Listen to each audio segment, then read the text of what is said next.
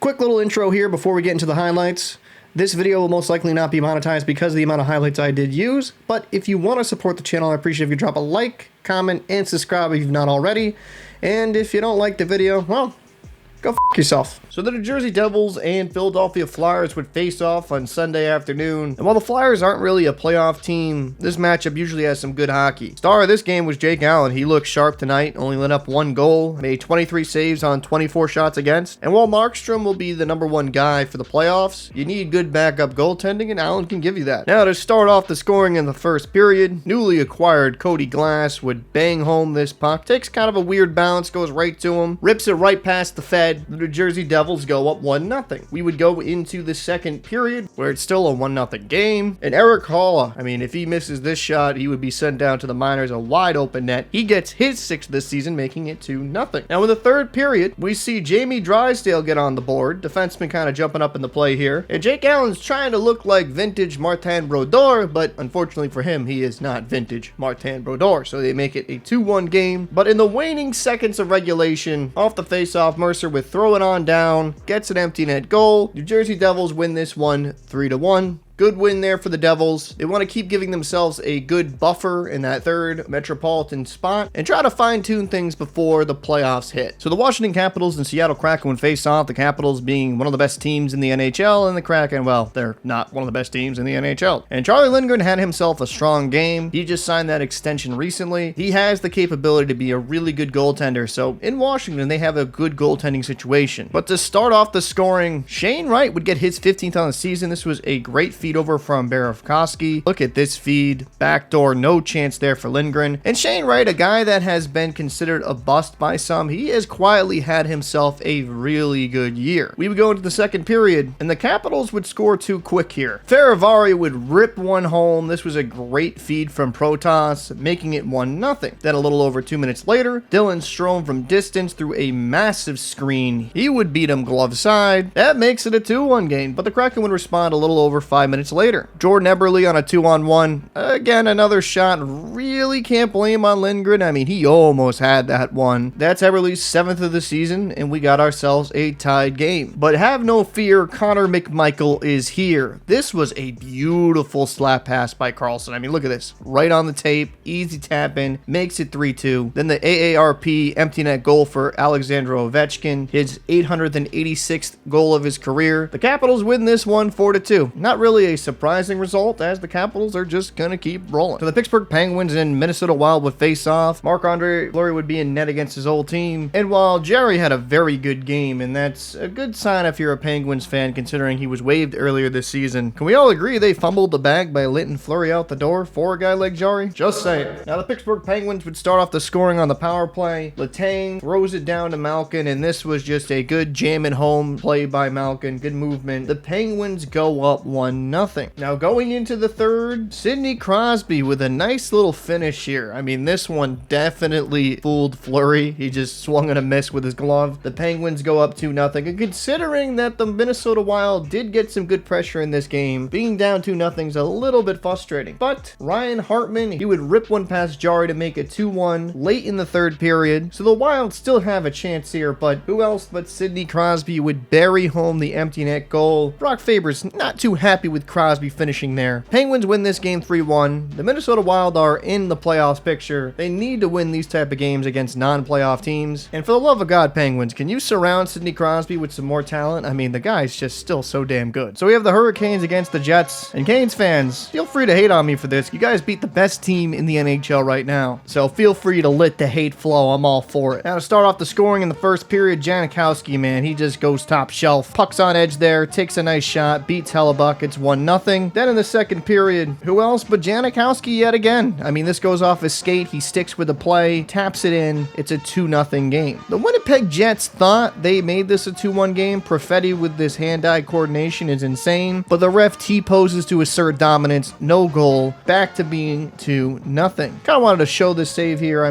Great save by Anderson. But look at Taylor Hall. Nice little RVH. Maybe he missed out on being a goaltender instead of a forward. We go into third period, and Stan Colvin gets his first as a Hurricane. Good redirect in front of the net, kind of just making sure where the shot's coming from. That beats Hellebuck. It's 3-0. Perfetti, he had 1 goal disallowed, and Anderson's like, nope, you're not getting on the board today, baby. And then Freddie Anderson really wants to get in that Omar conversation of worst goal this weekend. That's one he's got to have. I mean, for an impossible angle, that's terrible. And then Seth Jarvis would score an empty net goal to make it 4-1. And then Freddie Anderson's like, you know what? I'm not done giving up terrible goals. He feeds Lowry. I mean, like, that's tape to tape. What a terrible pass. But fortunately for the Hurricanes, it really didn't mean anything. They win this game 4-2. Should have been a shutout. That was all on Freddie Anderson. Those were 2 rough goals to lit up, but you beat one of the best teams in the NHL. Can't complain too much. So the Blue Jackets would face off against the New York Rangers, and there was a lot of scoring. Danforth would get it off. Nice little feed over. Gets it 1-0. Rangers would respond here. Shot towards the net. Great redirect there by Panarin to make it 1-1. Jackets respond early in the second period. Fantilli with a nip makes it 2-1. He would score very shortly afterwards from the net in the slot. He's going to bury that all the time. Makes it 3-1. Then the Rangers respond with 2 shorthanded goals. Braden Schneider, he goes top cheese.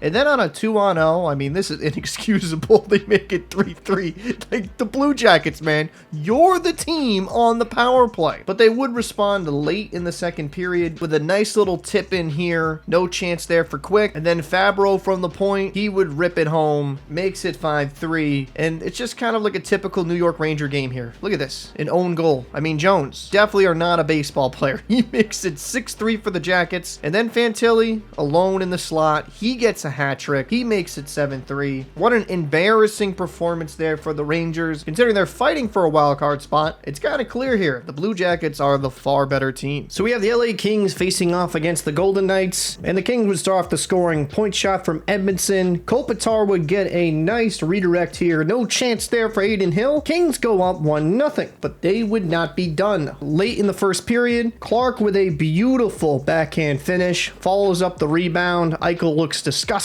and the Kings end the first with a 2-0 lead. But the Kings wanted to keep that momentum going early on in the second period. Quentin Byfield with a deflection as he's driving to the net. These Kings are humming. Byfield just stays red hot right now. Not much of a chance there for Aiden Hill. But we would see some life from the Vegas Golden Knights. Roy with a nice backhand here squeaks through the wickets of Rickett. Now it's 3-1 still in favor of the Kings. But Tomas Hertl, he would answer right back. Circling around, coming from behind the net on his forehand. He just beats Riddick, and now it's a 3-2 game. So the Knights are trying to keep this close. But then Warren Fogle. This was a nice little drive to the net. Forehand, short side finish. 4-2. We're going into the third period. And Trevor Moore early on, he would get on the board. This was a very nice play. Good little shiftiness here. Makes it 5-2. Tomas Hertl here would get his second goal of the game. He's in the slot on the power play. That's a difficult save to make. And now it is a 5-3 game. But shortly after that, Kempe would score a power play goal of his own to make it 6-3. And at this point in the game, you're considering it's going to be very difficult for them to make this a game. But with a red light Riddick, every game is salvageable. Brandon saw it off of a lucky bounce off a Kings defender. He beats Riddick. And then Tomas Hertl, late in the third period, he would get his 7th career hat trick. It's getting pretty crazy here. That was a beautiful backdoor feed by Stone, but unfortunately it was too little too late. That was a very good win for the Kings. They're trying to maybe sneak their way into a second place spot in that Pacific Division and keep the Golden Knights still in striking distance. So the Dallas Stars and Vancouver Canucks would face off. The Stars are one of the best teams in the Western Conference, and with the addition of Rantanen, they are going to be the favorite to come out of the West. There would be no scoring in the first period. Both goaltenders would make some nice stops. Early in the second period, Thomas Harley gets on the board, making it 1-0. A little over 5 minutes later, Derek Forbort gets his first goal of the season. Good for him. He ties it up 1-1. But then late in the second, Michael Granlund would get on the board, and that's a rough one to lit up. Instead of being a tied game going into 3, now the Canucks trail 2-1. And then a little under midway through the third period, Duchesne to Robertson, a good tip there by Robertson, making it 3-1. And then Mikko Rantanen, he would get an empty net goal to keep his point streak as a Dallas Star alive. The Stars win this 4-1.